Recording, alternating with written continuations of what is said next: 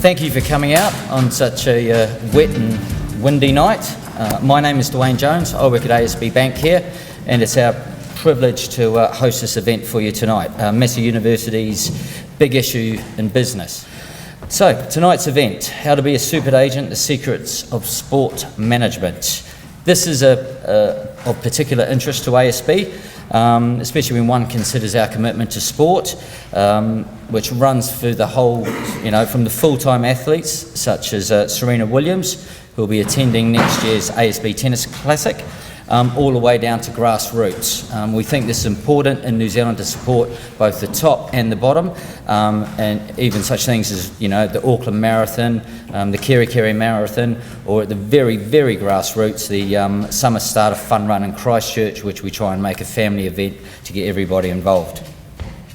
From our perspective, we've found there is a great correlation between sport and business. Between both those worlds, there's a great overlap. In terms of covering the management of teams, enhancing performance both of individuals and of teams, and of course then the ethics of the sporting world and the business world and the correlation between those two. In terms of driving performance, what we've found has been particularly relevant to us is our partnership with New Zealand Rugby and the All Blacks, but rather than this just being a conventional corporate sponsorship agreement, this partnership that we have with them has really helped to enforce us and to track a lot of the values we find in business, the ambitions, to bring that to the forefront, a track record of success and a relentless commitment to high performance. By becoming the bank that backs the All Blacks, we are sharing our passion for rugby with another unbeatable team. Just like us, it's a team that prides itself on winning, and it wants to be the best in everything it does, just like we do in the banking world. We're really, really fortunate, and it's really opened my eyes when we first started listening and talking to these players and the management, that the partnership, it really gives us access to seeing their management style, which is absolutely world class, the leadership, the hard work, the planning, and the expertise that goes into making the All Blacks successful, both on and off the paddock.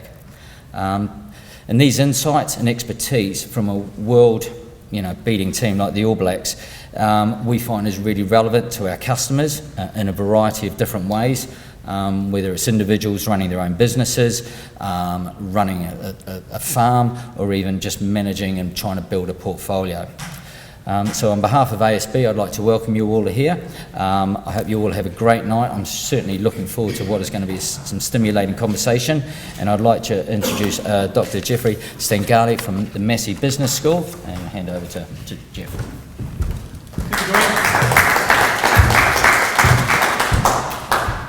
That was sounding decidedly Italian, Stangali. It's Stangl, Herr Stangl. Thank you, Dwayne, and thank you to ASB for hosting us here tonight. And I'd have to say that, in working with ASB, there are so many parallels between, Massey University and ASB, what we do as organizations. Walking up the stairway here tonight, you see that ASB truly is the innovative bank. They're all about innovations. They're a market leader in so many different ways, and certainly are a leader in supporting sports right across New Zealand. And so it's really appropriate that we're here for this Big Issues in Business tonight with the support of ASB. And Dwayne, thank you so much, and thank you to ASB for supporting us and sponsoring us here tonight. We talk about high-performance sport, but think of high-performance banking, I'd have to say what comes to my mind certainly is ASB. So thank you for that, and there is a lot of similarities across our organizations. And talking to that and to Massey University and to the Big Issues in Business, which I'm just going to briefly introduce to you, this series of presentations that we've done, this being the third of four Big Issues in Business for the year. The first was around PR, most recently about the future of finance. And tonight is about the future of sport generally, and certainly the future of sport in New Zealand. It's a very important topic. We are very much a nation of sportsmen and women. We go crazy about sport. I've adopted that craziness myself in the years that I've lived here. We've got some amazing teams. All Blacks come to mind. But what we're about at Massey University, is aspiring to be New Zealand's defining university. And we are accomplishing that through a variety of different lofty goals that we've set for ourselves, not the least of which is connecting to business.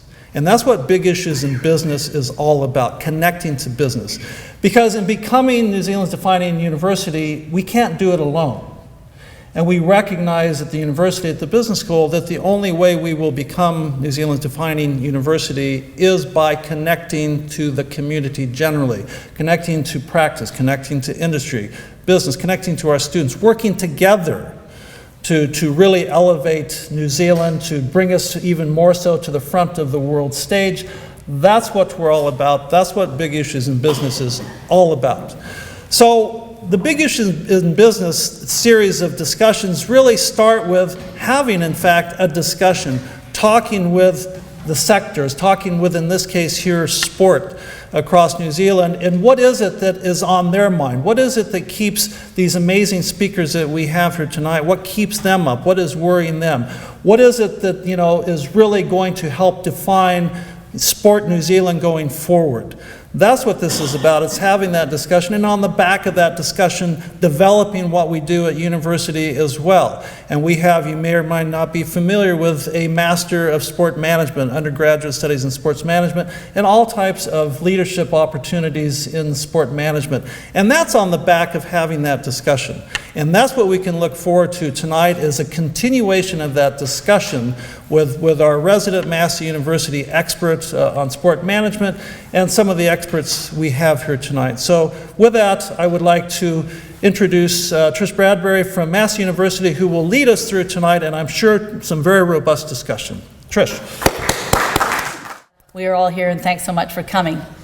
So over the years, we've talked about having a Big Issues in Sport Business, and finally we've come to that tonight. So I'm so happy that we've had the work of Jeff and Rochelle to help us get to this point. Big Issues in Sport Business. So we're Big Issues in Sport Business: corruptus, injurious, druggis. So obviously playing on that Olympic motto that I'll refer to shortly. So where do we start? Let's start with a question. Is sport in crisis? When Pierre de Coubertin, so the founder of the International Olympic Committee and the father of the modern Olympics, when he created the motto Citius, Altius, Fortius, Latin for faster, higher, stronger, would he have ever thought that these words would be eclipsed by the darker activities of corruption, injuries, and drugs in sport? So let's look at some examples. Corruptus. The FBI, they've raided the FIFA offices. Most people would know the International Football Federation, arresting some of the most prominent figures in the world in the management of sport. Then there's allegations of match fixing. A multitude of sports have suffered this. They've been seriously undermined public confidence in the integrity of athletic performance. Injuries in sport, injurious. The National Football League, they've been successfully sued for billions of dollars in compensation by former players suffering the effects of concussion. Even here in New Zealand, we're seeing media reports of sport-related concussion leading to disability and even premature deaths. In the same vein, from players to coaches to referees to spectators, in youth to adult sport, we see reports of verbal and physical abuse on and off the field of play. And finally, druggists. Despite the years of concern about doping activities of individual athletes, for the first time in history, a nation, Russia, was accused of state-sponsored doping. This led the International Paralympic Committee to ban Russia's team from their Paralympic Games, while the International Olympic Committee, controversially, passed the buck onto the international federations to decide on which Russian athletes would be able to participate in the Olympics. So these are some of the things that we're going to talk about tonight. Tonight we'll have 3 speakers. They'll each have 10 minutes each to give their views on sport in our country and worldwide. So the question I ask, is sport really in crisis, or is it just a continuation of what sport is today? The example mentions may lead us to believe that sport is in serious trouble. But, sport has always struggled with these type of things. Historians suggest that the Greeks and Romans were subject to the same malign influences as those reported today.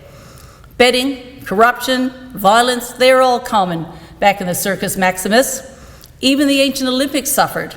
There was bribery, corruption, and playing outside those rules of play. That was when the wrestlers used to get oil and put it on parts of their body, which were the most parts that they should be grabbed at. They were allowed to put, what's that stuff called? Which? Vaseline. No, not Vaseline, powder. Powder on the bodies to stop the sweating, but they weren't allowed to put oil, which they did. And drugs are not a problem in those days either, because performance enhancement aids were allowed. Early professional sport also suffered a little bit. They weren't left out in the game. In the 1919 World Series of Baseball, 8 Chicago White Sox players were prosecuted for scheming to fix the games. So this isn't new what we're talking about. So perhaps the truth lies somewhere between those two positions. With sport being big business, that means big money. We have seen the advent of online international betting syndicates, billions of dollars being spent on sponsorships, superstardom and multi-million-dollar earning athletes, and the soft power, the reputational rivalry between nations driving the desire to win, sometimes at all costs, on the world stage. Money corrupts, and with sport now a multi-billion, maybe multi-trillion-dollar industry, it is inevitable that corruption, cheating, and unsafe working practices are gaining traction and winning the race. So now we're going to hear from our 3 speakers, and they will give their expert and passionate opinions about how they see sport in our country and moving into the future. So our first speaker, we've got David Howman. David probably doesn't need much of an introduction in this environment. David is the former Director General of the World Anti-Doping Agency, commonly known as WADA. He started there in 2003 and has just moved back to New Zealand in July. Prior to joining WADA, he was a sports lawyer, and now he's joined a company back in Wellington where he's also working in the law area. Outside of the drug world, David has served as president or chair of New Zealand Tennis, New Zealand Rugby, the New Zealand Sports Drug Agency, and he's been chair and deputy chair, respectively, of the independent observer team at the 2002 and 2000 Olympic Games. Please welcome David.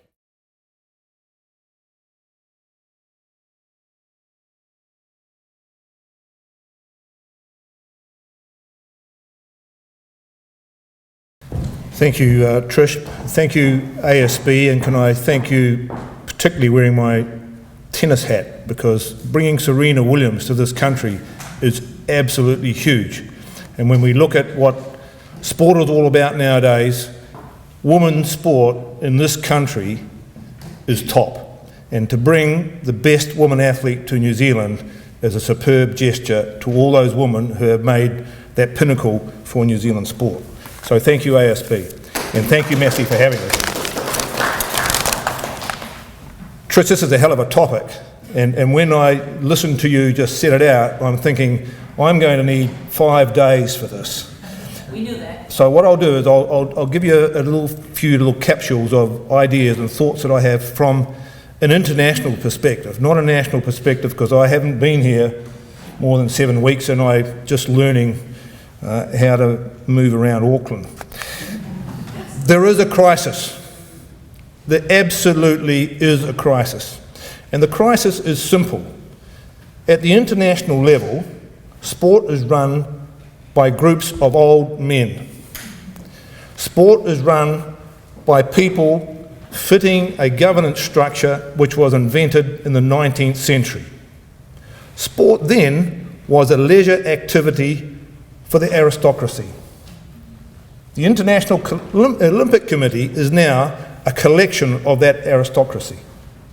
If you just analyse the 7 new members who were accepted into the IOC membership, a woman millionaire from India who owns an IPL cricket team, a diamond merchant from South Africa,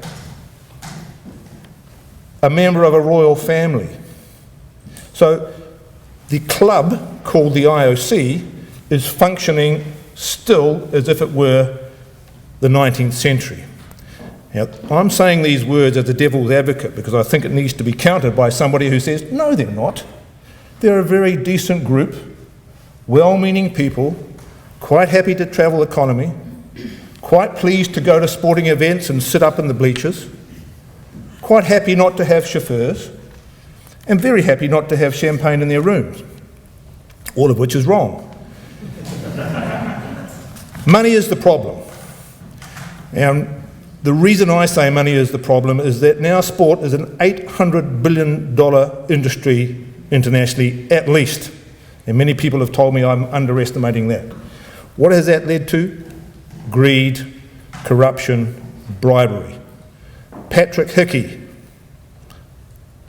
European Olympic Committee President of the Irish Olympic Committee, is under arrest in Brazil now and was arrested during the Olympic Games in Rio for making money, allegedly, out of selling tickets that came to his attention, I was going to say, came to him for distributing to people who were entitled to the accreditation that went with it.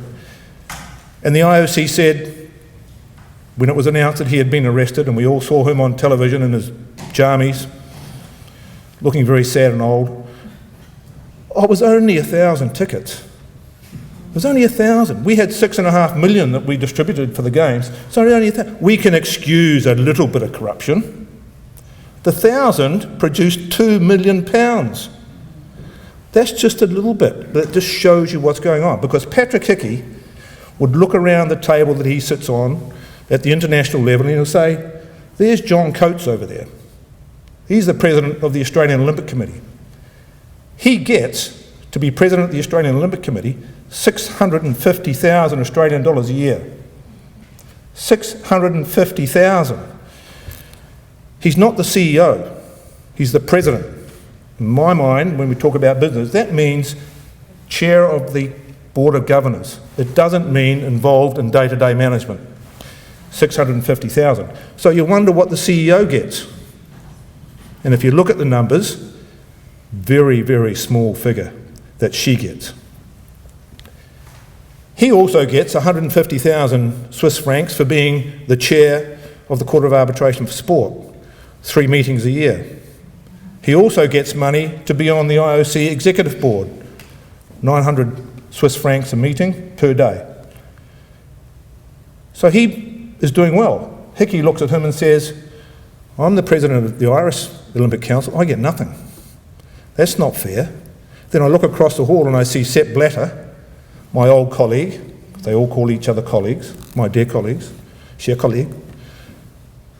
He was on something between $4 and $6 million as president of FIFA. And the people who were on the FIFA executive committee, you go to maybe 5 meetings a year, were on 200,000 for those 5 meetings.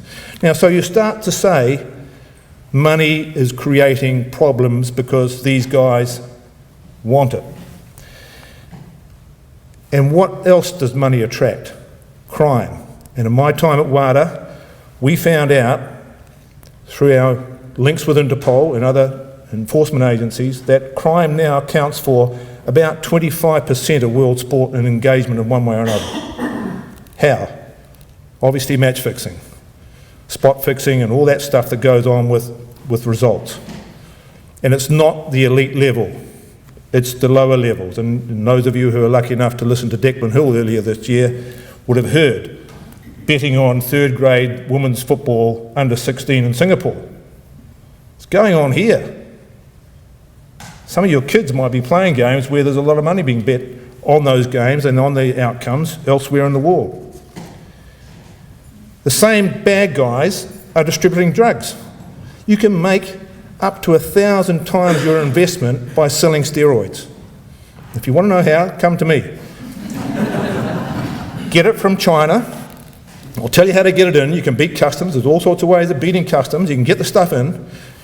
Have a little backyard thing where you put things in pills. Half of them you can just put sugar in. And then you go down to the gym.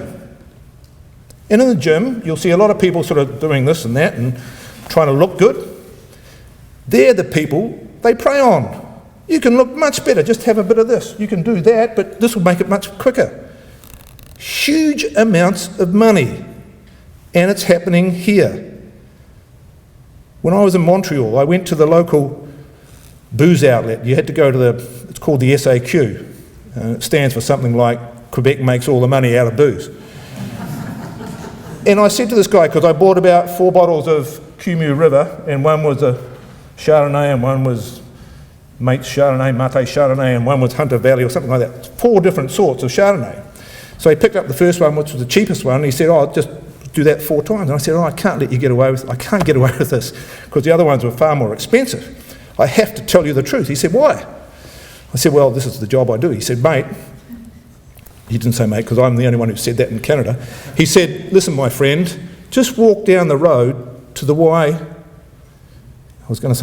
MCA, which is just down 2 blocks, and you will see a guy in the corner who's distributing jugs to all the people who are coming to the gym." It's probably happening here. And there are 2 major areas of our population susceptible to this. Young kids who want to look good, not necessarily be athletically good, look good, for sexual reasons mostly, and old people. And old people are now a bigger subject of the drug distribution. Peptides, the fountain of youth. They can bring back your sexual prowess, they can make you look younger, they can keep you alive, all that sort of stuff. It's huge. And so the wellness clinics in Florida are flourishing because they've got a ready-made audience of old people down there chasing the sun, making a huge amount of money. Second area of making money, that's just the illegal drugs. Supplements. Now, the guys who manufacture supplements can't wait every year until WADA issues its prohibited list. They sit in a corner listening to what's coming out and they say, "They put that on the list. That must be good stuff. We'll put it in our stuff." Because that's what people want. They want stuff to make them better, bigger, faster. And the supplement industry is burgeoning. So don't give me the story of, "Oh no, there are some nice supplement companies out there and we can trust them." They're all out to make a buck. 80% plus are from the United States. Unregulated, no control over labels, big problem for athletes. And it's never going to go away unless the United States change. Now, other issues of corruption. International Athletics Federation. Lamine Diac is arrested in France because he took bribes from athletes who wanted to participate in London. Shobakova, this is how we found out about Russia. Shobakova paid €600,000 to the IAAF, the president's advisor, and the head of the doping control in the IAAF so she could compete in London, and she did. But she was a drug cheat at the time. We found that out and passed it on. What did the IAAF do? Nothing for a long time. They waited until Diac served his time as president and Seb Coe took over. And Seb was the one who stirred it up and changed things, and I think he's doing an extremely good job there. So I could go on, Trish, but I think if you just think about those sorts of issues and what has led to the scenario, this is a crisis that creates an opportunity. The opportunity here, create an integrity unit for New Zealand. We think we are full of integrity in sport. We think we've got the ability to control issues that might hurt the value of the sport. Well, why don't we show the world that we're the first to do this? Because that's what's going to happen internationally. Somebody's going to do it, and I think we have the ability and the strength to do it first, so let's do that.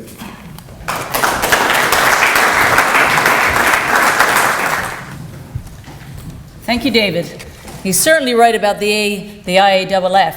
Back when Ben Johnson, the Canadian sprinter, in 1988 in the Korean Olympics, he was found positive for drugs, but nobody was going to say a word. And it was just that one of the media found out and let the word out, but the IAAF did not want the world to know that Ben Johnson had tested positive.